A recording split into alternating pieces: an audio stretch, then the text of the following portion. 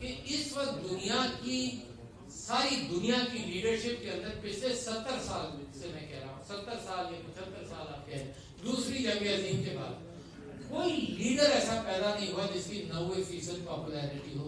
کوئی لیڈر میں آپ کو ایک منطقی طور پر ایک طرف لے جانا چاہتا ہوں. آپ تاریخ اٹھا کر دیکھ لیں, آپ بتا دیں مجھے کہ کس کی پاپولیرٹی 90% ہے. بٹ یہ 91% پاپولیرٹی از ویری انیوژل. یا 90% سمجھ لیں یا 80% سمجھ لیں, میں لائسنس دیتا ہوں کہ اس کو آگے پیچھے کر لیں. اللہ نے یہ نعمت دی ہے, بہت سارے نبیوں کو بھی نہیں دی.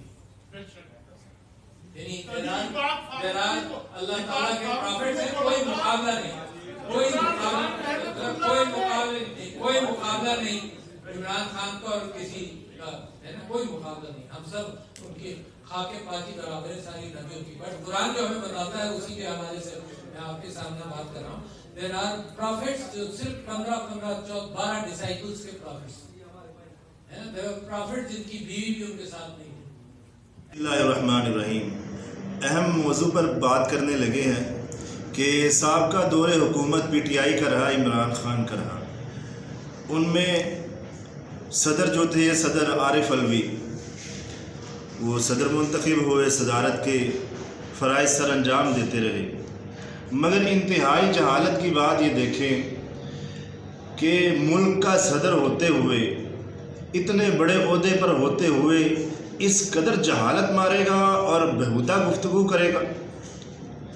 دیکھیں, کائنات میں سب سے اعلیٰ افضل اور بہترین شخصیت, جس شخصیت کا کوئی ثانی نہیں ہے, وہ شخصیت جناب محمد الرسول اللہ صلی اللہ علیہ وسلم کی ذات ہے.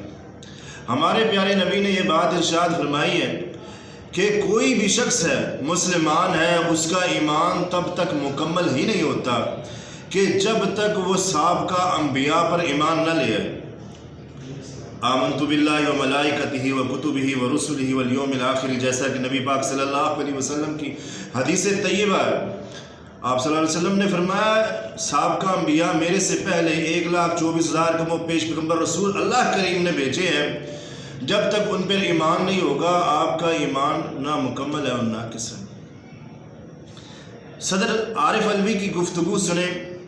کہتے ہیں جی عمران خان کو اللہ رب العزت نے ایسی نعمت سے نوازا ہے, اتنی پاپولیرٹی ہے عمران خان کی کہ 90% سے بھی زیادہ.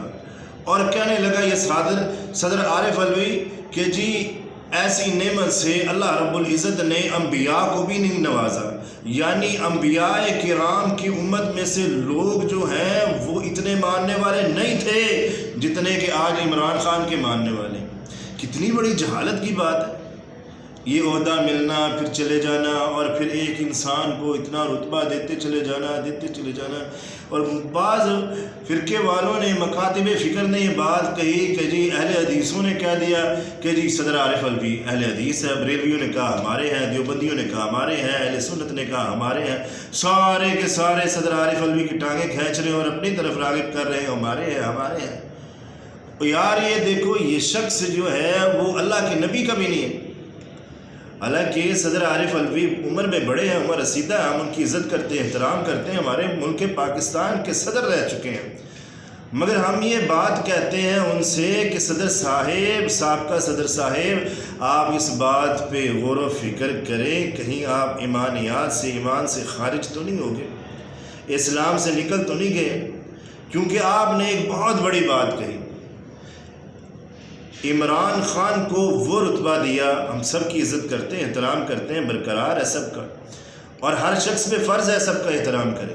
مگر صدر عارف علوی جو ہے وہ اتنا بڑا رتبہ, یار ایک شخص کو انبیاء سے بڑھا دینا, یہ سراسر جہالت ہے.